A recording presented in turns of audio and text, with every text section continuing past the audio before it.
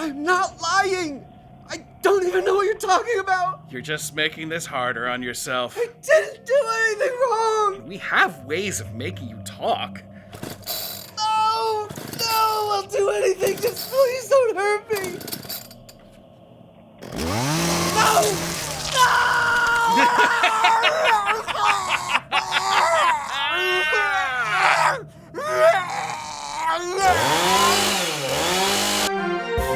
We interrupt this episode of Wait, Wait, Don't Kill Me with an NPRmageddon special report.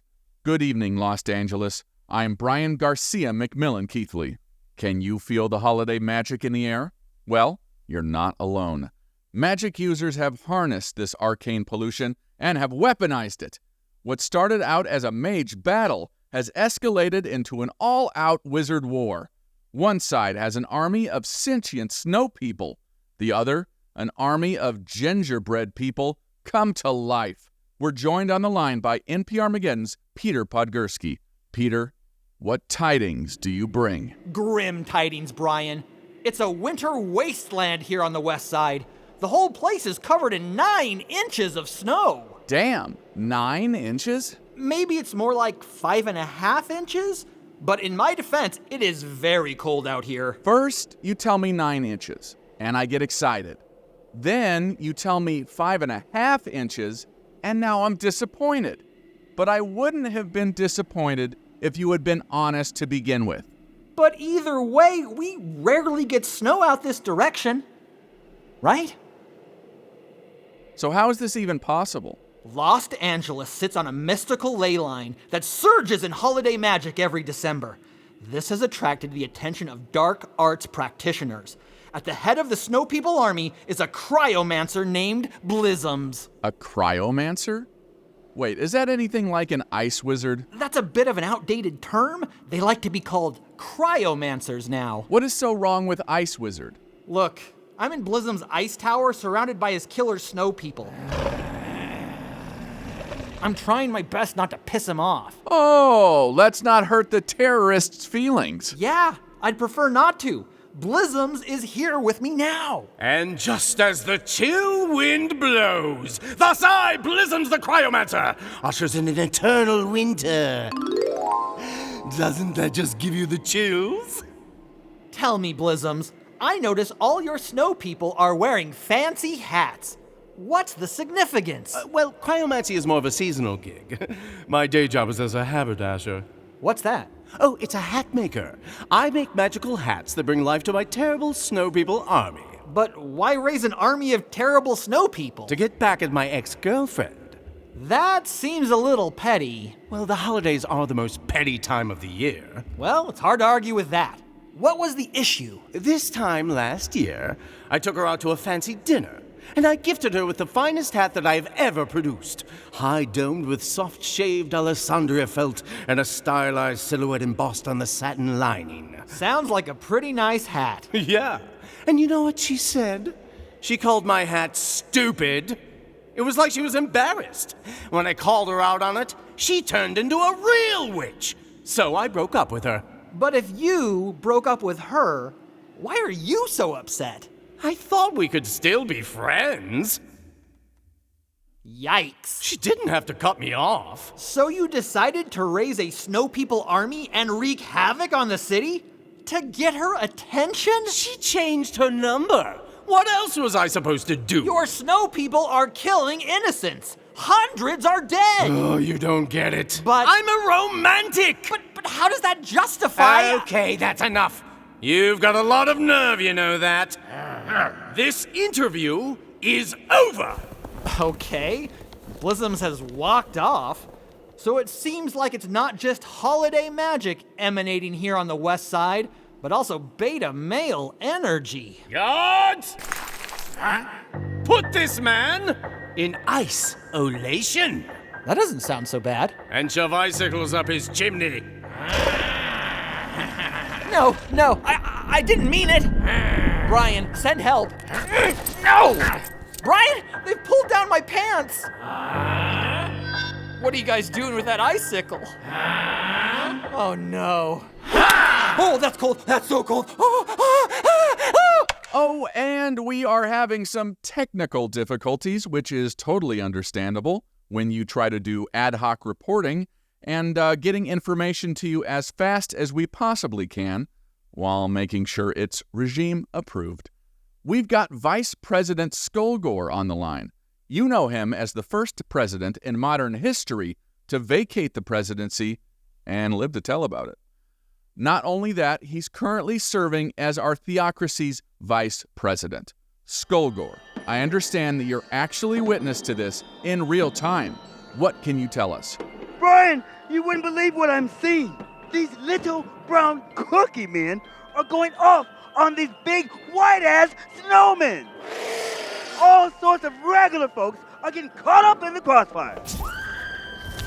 And I am digging it. Okay. Does it appear that any side is gaining the upper hand? Well, naturally, I'm rooting for the sweet little brown guys to beat these cold-hearted whiteys. Oh. But you know the best part? What? I'm safe and sound up here in my ivory tower as an institutional bureaucrat. Mm-hmm. Man, I wish you could see all the dead bodies piled up. They'd have to stack them pretty high to get up to me.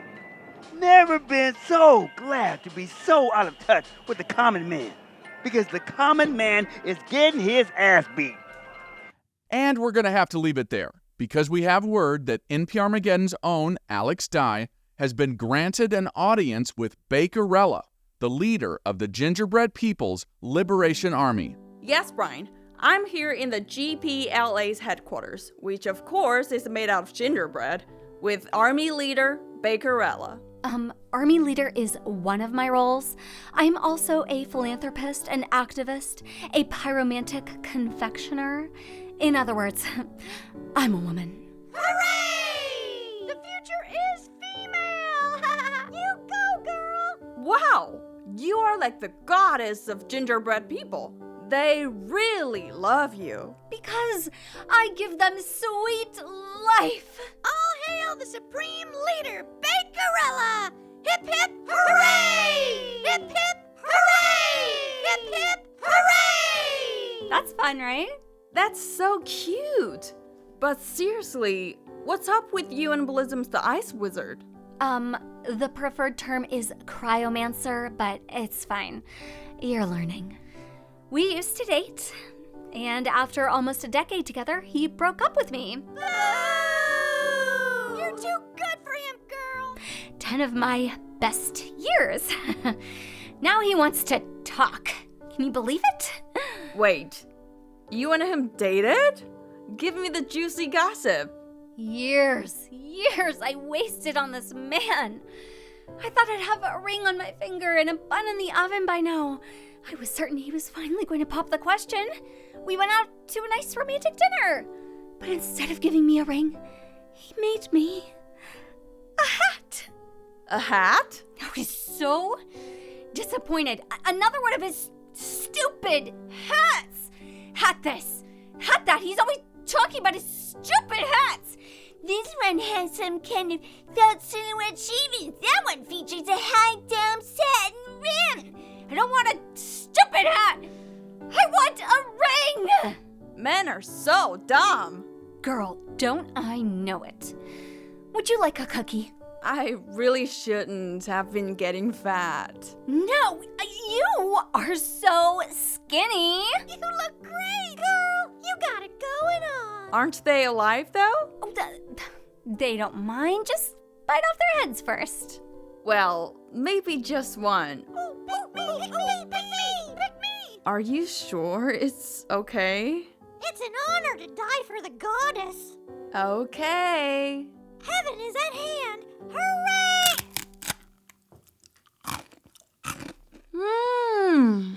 Good, right? So good. We did it! Yay! The spices are so balanced. Ginger obviously comes front and center, but I blend other warm spices like cinnamon, cloves, and nutmeg. Oh, you have to give me that recipe. You got it. Back to you, Bryan. Cookie talk? We're in the middle of a war and we devote airtime to cookie talk? No, I want to put the focus where it belongs, on the evil of magic. And just because you put holiday in front of magic doesn't make it any less evil. Let me tell you about an individual we like to call the magician. The magician has no civilization to point to, no aspiring religion, no great achievement. The only quality that attracts magic users is power. We let them gain status and fame on our sweat and blood while we toil in obscurity, and they suck the marrow from our bones. You want to talk about holiday magic? I want to talk about magical realism. The reality is you'd have to be willfully blind not to notice that when magic goes up, crime goes up. It's a straight line. And let me be clear, there is no neutrality in this struggle against magic. It is not enough to merely refrain from practicing magic. We must be actively anti-magic. And I encourage the scumbag magic users listening to embrace their humanity and to disavow their magic ways. Silence is complicity. I get it. Magic is cool, dude. It looks cool. Being authentically anti-magic is lame, right? But you know what? Being lame, well, that's the key to growth. And I guess we're taking calls. Listener, you're on NPRmageddon. It's Blizzums. Along with a bakerella. What kind of calamitous conference call is this? A fire wizard and an ice wizard together? Now that's what I call an icebreaker, Blizzums. And as for you, Bakerella, what's cooking? I am a baker. Not a cook. As long as you're in the kitchen, that's what counts. Let's take down the temperature. Listening to your words, Bryan, we've had a breakthrough. We are calling a truce. A truce? Oh, it's a true holiday miracle. You're announcing on this very program that my words have melted your cold heart, Blizzums, while warming the cockles of your heart, Bakerella, thus leading to an historic truce and an end to the snow people versus gingerbread people holiday turf war? Let's just say that you brought us together in opposition to a common enemy. Single mothers? What? I don't know. I was just trying to think of something easy that everybody hates. No, you dick. Me? Your words have proven that you are nothing more than a spellist. What's a spellist? Someone who is racist against spells. Oh, well then, yeah, totally. You bring terror and destruction to society in the name of hocus pocus. Of course I despise you. You vile little man. Hate me all you want. It'll juice the ratings. See if I care. Oh, I think you'll care a great deal after our minions get through with you. Oh, Bakerella, you're giving me chills. Oh, Blizzums. You've been preheating my lady oven to 350 degrees for 10 minutes. I'm ready. Spit it out, you sinister spellcasters. What sort of insidious scheme is swimming through those sordid skulls? Oh, you'll find out. The holiday party is about to begin, and it'll be the last party you'll ever throw. I hope you've made enough hors d'oeuvres for your shortly arriving guests. If not, you may have to put yourself on the menu.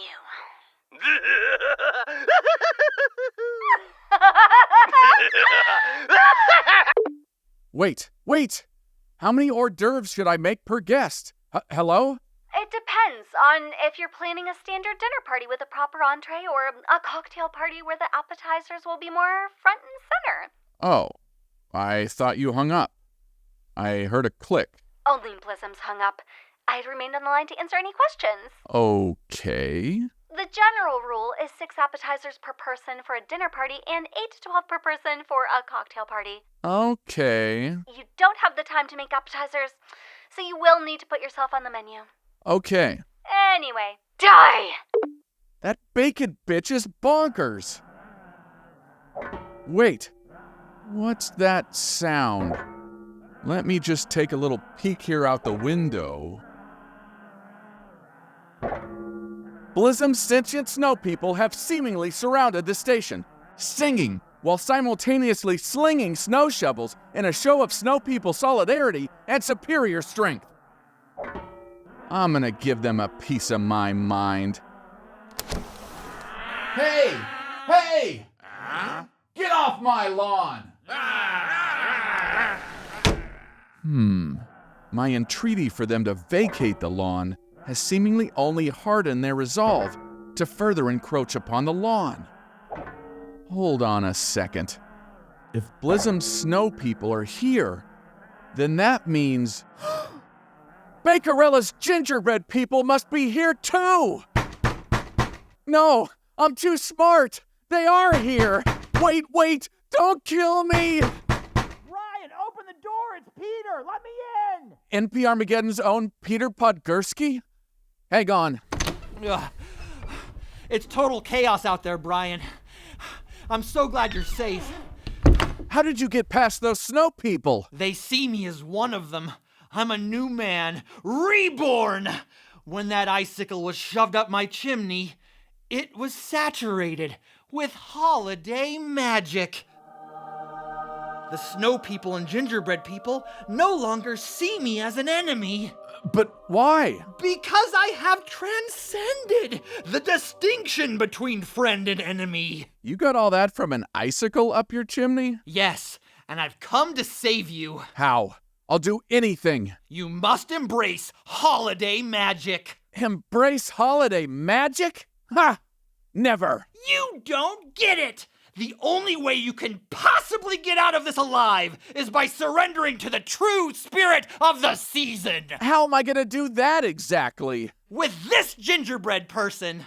Let go of me, you bastard! You brought a gingerbread person in here? Why? So you can embark on your own spiritual journey. You're not making any sense! I have to shove this gingerbread person up your chimney! What? What? I'm not doing that. I don't feel great about it either. It's the only way.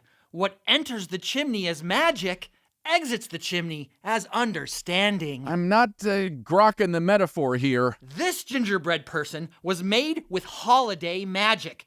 And once you embody that magic, you'll be able to walk among your enemies unharmed. Okay, that I can understand. But can't we break him into little pieces first? No. To break the gingerbread is to break the magic. This must be a live sacrifice. Oh no! But isn't my chimney too small? Chimneys can stretch. This violates international law! I can't do this. I haven't shoved anything up my chimney since I was 14. Fine. I tried. You know, Brian, you always prided yourself on getting the scoop. Well, they're gonna need a scoop to scoop out what's left of you once those things scoop out your insides. Then you'll get your scoop. Okay, fine, I'll do it. Good. Now we've only got one shot at this. The gingerbread person has to enter through the firebox, straight through the smoke chamber, and end up deep in your flue. What's that music? It doesn't matter. Unzip your pants and assume the 3-point stance. Fine.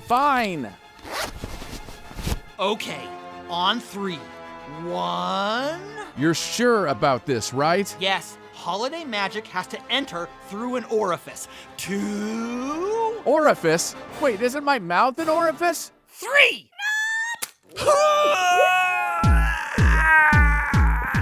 NPRmageddon is written and produced by Peter Podgursky and Brian Keithley. Mixed by the always nice and never naughty Amy Reed. The theme of NPRmageddon is by Society Burning. Check out our Etsy store for all your post-apocalyptic retail needs at nprmageddon.etsy.com. And here's the cast of this NPRmageddon special report. Holiday Magic, Myles Lasco, Justin Rettke, Brian Keithley, Peter Podgursky, Doug Erholtz, LeJon, Alex Dye, and Brianna Knickerbocker. The scripts for Season 1 of NPRmageddon, including this special holiday episode, are available in a handsome book now on Amazon. Just search for NPRmageddon, all the words. And as always, thanks for listening!